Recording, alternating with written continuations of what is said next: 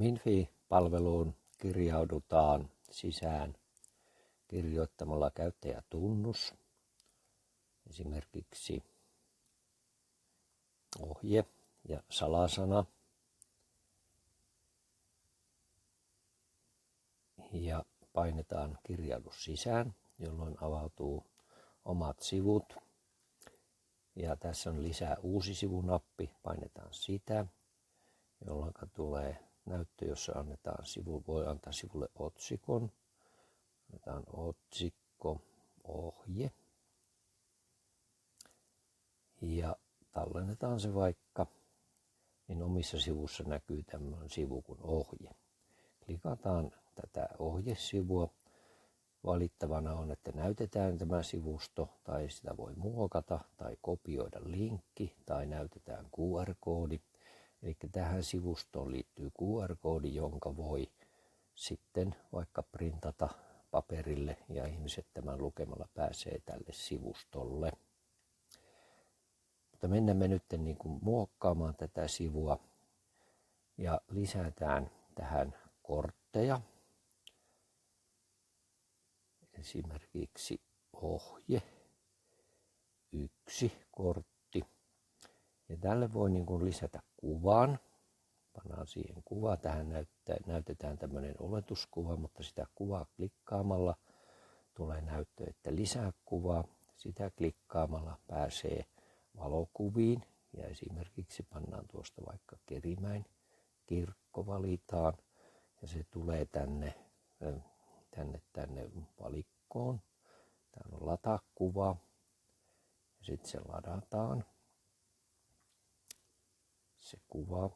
Tässä hivenen kestää. Täällä on hivenen huono verkko. Ja sitten se tulee tänne valikkoon, josta voi valita. Sitten valitaan tuo kuva. Ja sitten tähän voi lisätä tämmöisen web-osoitteen. Esimerkiksi voi laittaa myös MobilePay-linkkejä, tekstiviesti- tai puhelinnumeroita, mutta annetaan esimerkiksi vaikka nyt Helsingin Sanomat, se on lyhyt. Näin. Ja sitten siihen voisi lisätä tekstikentän. Esimerkiksi vaikka, että lue Hesaria. Ja vielä voisi laittaa alaotsikkokentän. Painetaan valmis ja tallennetaan. Ja nyt sinne on siis tallentunut tämmöinen sivu. Ja nyt se voidaan näyttää, jolloin tulee, niin kuin näkyy tämä ohje, lue Hesaria. Klikkaamalla pääsee sitten Helsingin Sanomaan suoraan. Eli siihen voi laittaa minkä ohjeen hyvänsä. Muokataanpa lisää ja lisätään uusi kortti. Ihan vaan niin kuin info. Aloitetaan kisa kello 10.00. Muokataan tuosta noin. Ei kisaa väärä. Niin aloitetaan kisa kello 10. No eikä panna mitään muuta. Pannaan vaan näin. Ja tallennetaan.